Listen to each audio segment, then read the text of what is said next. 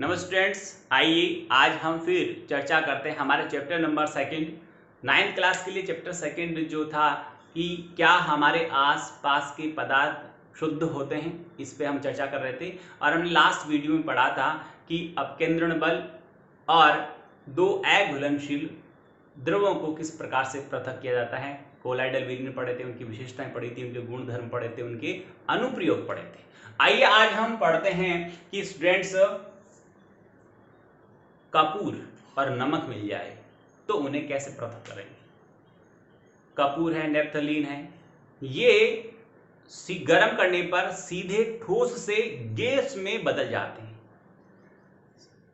गर्म करने पर ठोस से बिना द्रव में बदले, बिना लिक्विड फॉर्म में कन्वर्ट हुए डायरेक्ट ये गैस में परिवर्तित हो जाते हैं। स्टूडेंट्स, ऐसे पदार्थ, कुछ पदार्थ ऐसे होते हैं या ऐसे पदार्थ हम कहें कि जिनको गर्म करने पर बिना द्रव में बदले सीधे गैस में परिवर्तित हो जाते हैं, उन पदार्थों में ऊर्ध्वपातन का गुण पाया जाता है और इस प्रक्रिया को ऊर्ध्वपातन कहते हैं। किसी ठोस का गर्म करने पर सीधे गैस में परिवर्तित हो जाना ऊर्ध्वपातन कहलाता है। तो कपूर में ऊर्ध्वपातन का गुण पाया जाता है। तो जब नमक और कपूर सेम होते हैं, सेम से क्रिस्टल होते हैं, यदि वो मिल जाते हैं तो हम उन्हें क्या करेंगे कि एक बीकर में रखकर और उन्हें अपन बर्नर की सहायता से गर्म करेंगे। तो गर्म करने पर कपूर वो भाप बन के उड़ जाएगा, बिना द्रव में परिवर्तित हुए सीधा उड़ जाएगा, वाष्प बन जाएगा, गैस ये रूप में परिवर्तित हो जाएगा और नमक वहां बीकर में शेष रह जाएगा। इस प्रकार हम जैसे कपूर, स्टूडेंट जरा देखें, कपूर और नेप्थलीन, इनको अलग करने के लिए ऊर्ध्वपातन प्रक्रिया काम में ले सकते हैं। इनमें ऊर्ध्वपातन का गुण पाया जाता है। तो स्टूडेंट्स, कुछ पदार्थ होते हैं जिनमें ऊर्ध्वपातन का गुण पाया जाता है, वो मैं यहां पर लिख रहा हूं, उनको आप अपनी नोटबुक में लिखें। ऊर्ध्वपातन का गुण पाया जाता है, एक तो अमोनियम क्लोराइड,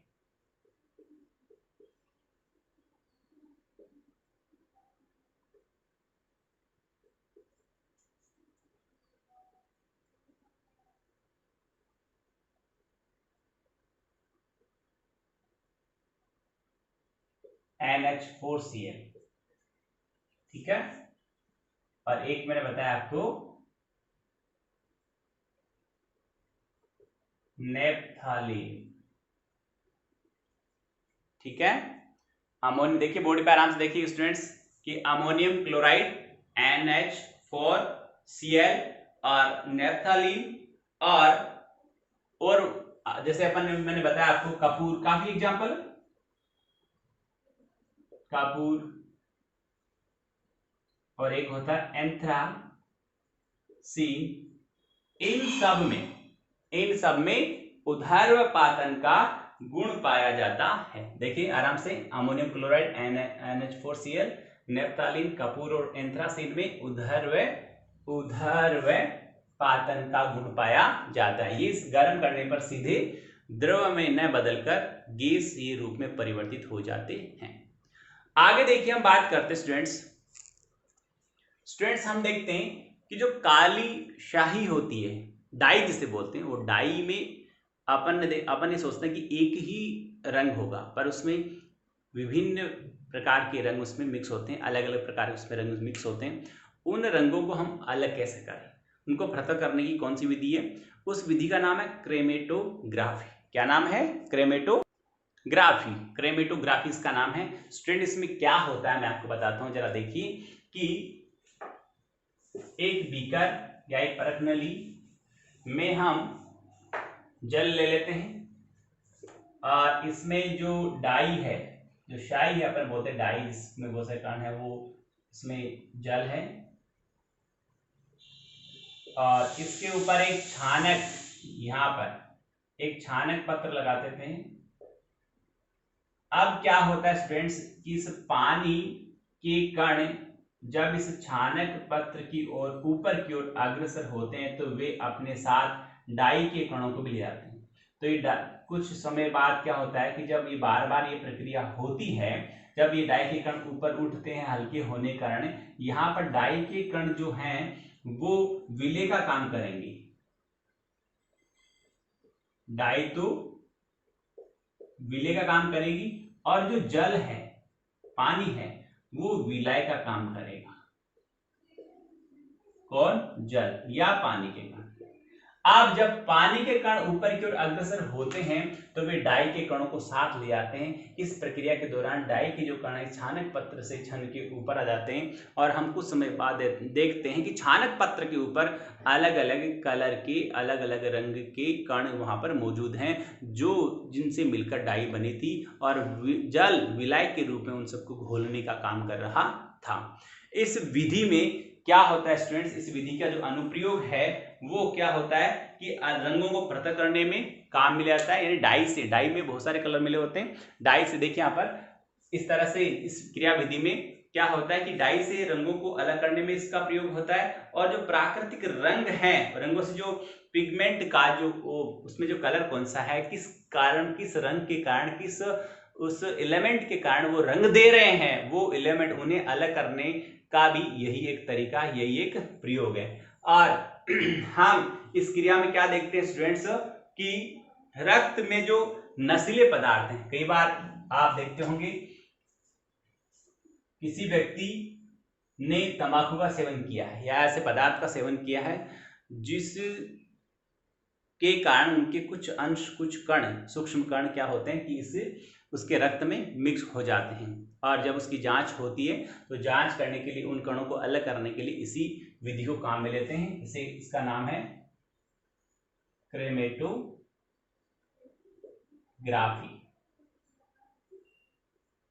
हालांकि जब तकनीकी का विकास हुआ तो इससे क्या कि काफी हद तक मतलब समय भी ज्यादा लगता है और प्लस इसमें एक्यूरेसी भी कम होती है। तो इस विधि को एक अलग स्तर पे, एक वैज्ञानिक स्तर पे तकनीकी विकास कर इसमें काफी अच्छी, मतलब ज्यादा बड़ी मात्रा में, बहुत बड़ी मात्रा में जब अपने को ऐसे टेस्ट करने हैं तो क्रोमेटोग्राफी को यूज करते हैं। बट उसमें क्या होता है कि आजकल तकनीकी विकास के कारण इसमें और अधिक अच्छा प्रभाव आ गया है और बहुत जल्दी इसके परिणाम आने लगते हैं। इसमें थोड़ा सा समय लगता है, इसमें काफी विकास किया गया है। अब स्टूडेंट्स हम बात करेंगे कि दो घुलनशील द्रवों या पदार्थों को अलग कैसे करें जो घुले हों। जैसे एसीटोन और जल मिला हुआ है, एसीटोन और जल मिले हुए मिश्रण में से एसीटोन को अलग करना है तो हम किस प्रकार से करेंगे, मैं एक प्रयोग द्वारा आपको एक्सप्लेन करता हूं। यहाँ अपना जो टॉपिक है वो है एसीटोन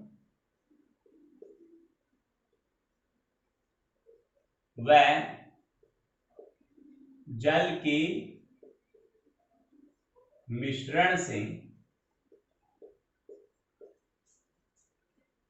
एसीटोन को अलग करना, एसीटोन को पृथक करना। इसका हम प्रयोग करते हैं तो स्टूडेंट देखिए,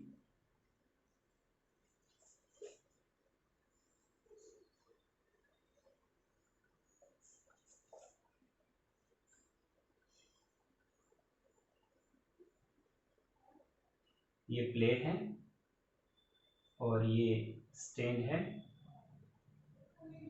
स्टैंड पे इसको लगाया गया है और यहाँ बर्नर है।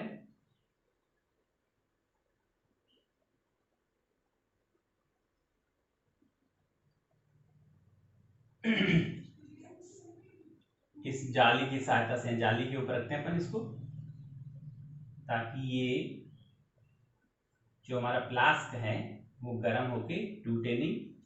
ये बर्नर हो गया, इसके ऊपर एक लकड़ी का कोक लगाते हैं और उस कोक में एक अपन थर्मामीटर डाल देते हैं। एक छेद वाला कोक लगाते हैं, एक छेद वाला कोक, और यहाँ पर ही हमने इसमें थर्मामीटर लगाया है इसका टेम्परेचर जांचने के लिए। और इससे एक ऐसी नली निकलती है जो यहाँ पर एक हमने बी का रख रखा है,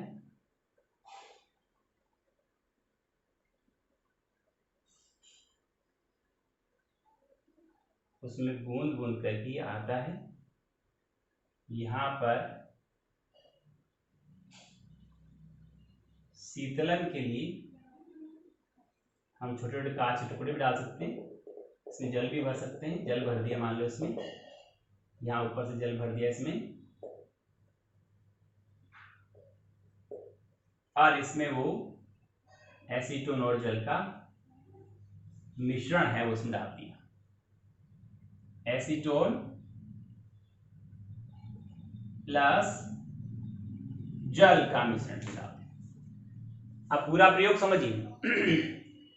देख रहे होंगे बोर्ड पे आप, इस जब अब फ्लास्क में क्या किया हमने कि एसीटोन और जल का मिश्रण डाला, द्रव को डाला, फिर गर्म करना स्टार्ट किया, तो धीरे धीरे गर्म होने पर एसीटोन भाप बनकर ऊपर उठता है।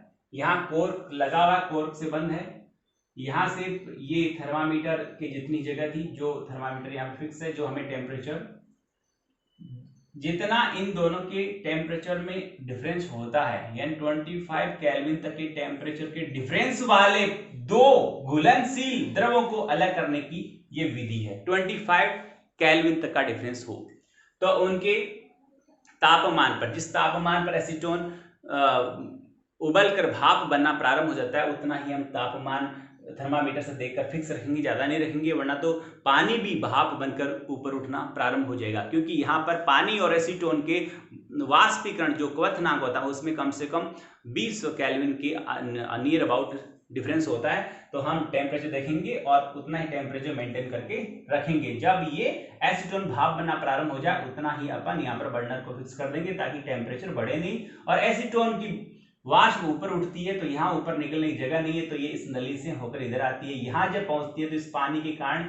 ये वाष्प ठंडी होकर बूंदों में बदलती है, द्रव में बदलती है, और बूंदों में बनकर इसमें इकट्ठी होती रहती है। तो यहाँ पर एसीटोन आकर जल से पूरा जब एसीटोन यहाँ आ चुका होता है, टेम्परेचर उतना रहेंगे तो पानी का बॉइलिंग पॉइंट ज्यादा होता है, टेम्परेचर बढ़ाया नहीं तो पानी तो बॉइल होगा नहीं। एसीटोन सारा जब यहाँ पर आ चुका होता है तब हम इसको ठंडा कर देंगे, बंद कर देंगे।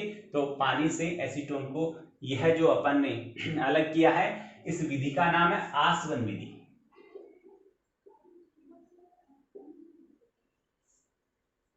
यहां लिखता हूं मैं तरह से ऊपर, इधर इस साइड में लिखता हूं।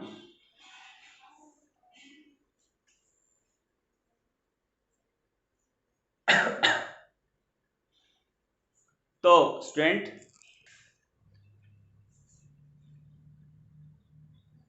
इस विधि का नाम है आसवन विधि। एक प्रभाजी आसवन भी होता है, उसमें यहां पर थोड़ा सा फर्क होता है दोनों में, अभी मैं वो भी आपको एक्सप्लेन करता हूं। तो ये विधि आसवन विधि द्वारा हम दो घुलनशील द्रवों को पृथक कर सकते हैं। जैसे हमने जल और एसीटोन मिला हुआ था, उसमें जल में से एसीटोन को पृथक किया है। बोर्ड पे अच्छी तरह देखें, इसका भी डायग्राम 101% फेयर नोटबुक में बनाना है, क्रियाकलाप को अच्छी तरह लिखना है, और इसमें से बनने वाले क्वेश्चन क्या है वो मैं आपको भी बताता हूं, और उन क्वेश्चन को, यानी ये विधि कहाँ कहाँ काम मिली जाती है। पहला क्वेश्चन तो ये है, लिख लिया आप कि यह विधि, फर्स्ट क्वेश्चन लिखना है इसका, यह विधि कब प्रयोग में लाई जाती है, कब काम में लाई जाती है।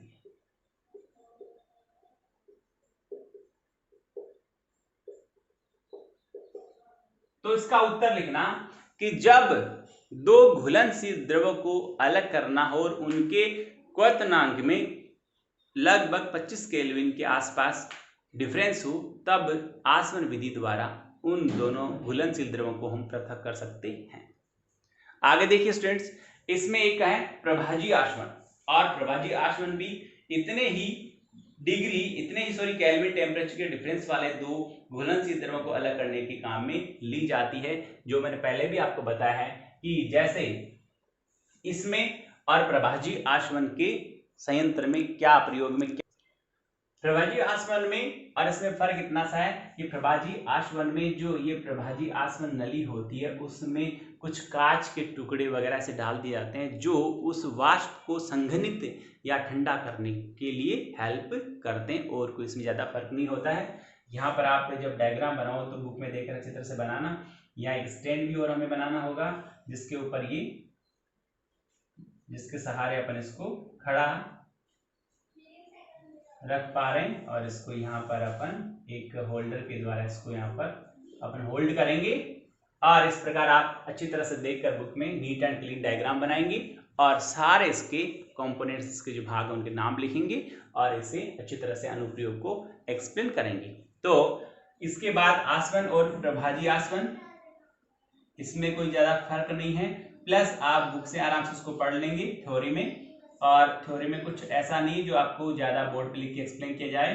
प्रभाजी आसवन हो गया, और यह है विधि जो मैंने बता दिया, जिन द्रवों के बीच 25 केल्विन तापमान के आसपास फर्क होता है, तापमान का फर्क होता है, डिफरेंस होता है, समान तापमान वाले यानी सेम टेम्परेचर पर जिनका बॉइलिंग पॉइंट है, ऐसे द्रवों को इस विधि द्वारा अलग नहीं कर सकते। 25 केल्विन जो टेम्परेचर है, तापमान है, इतना डिफरेंस वालों को हम इस विधि द्वारा पृथक कर सकते हैं।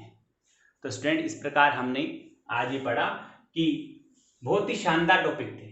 पहले हमने पढ़ा कि दो अघुलनशील द्रव को अलग करना है, एसीटोन और जल की बात करी, और अब हमने दो घुलनशील को अलग किया, उसकी बात करें तो एसीटोन और जल भी घुलनशील हैं। और यहाँ पर हमने देखा कि जो घुलनशील नहीं थे, जैसे हमने देखा कि तेल और जल था वो अघुलनशील था, उनको अलग करना वो अलग विधि थी, और ये एक अलग विधि है। और हमने फिर एक विधि ये भी पढ़ी थी कि शाही में से, डाई में से उसके रंगों को पृथक करना, जिसे हमने क्रोमेटोग्राफी के नाम से जाना था। स्टूडेंट, इन सब के बारे में आज पढ़ा, उम्मीद करता हूँ आपको अच्छा लगा होगा, समझ में आया होगा। इन सब के डायग्राम बनाए, क्योंकि डायग्राम ज़्यादा है इसलिए ज़्यादा लंबा नहीं पढ़ाऊंगा आज में। इन सबको देखें, समझें, और जितने भी क्वेश्चन बनते हैं उनके आप आंसर खोजें, और इस प्रयोग के नीचे क्वेश्चन 1, 2, 3 कम से कम 2 क्वेश्चन आपको बनाने हैं। जैसे मैंने बनाया, एक क्वेश्चन और मिल जाएगा आपको, और खुद ही आंसर दें, खुद ही क्वेश्चन बनाए, खुद ही आंसर दें। ये टैलेंट अपने आप में डेवलप करें, तब आप अपने आप से क्वेश्चन करोगे, अपने आप से आंसर पूछोगे, तो आपको एक नई क्रिएटिविटी मिलेगी, आपके दिमाग को एक नई दिशा मिलेगी, नई सोच प्रदान होगी। बहुत बहुत धन्यवाद, थैंक यू।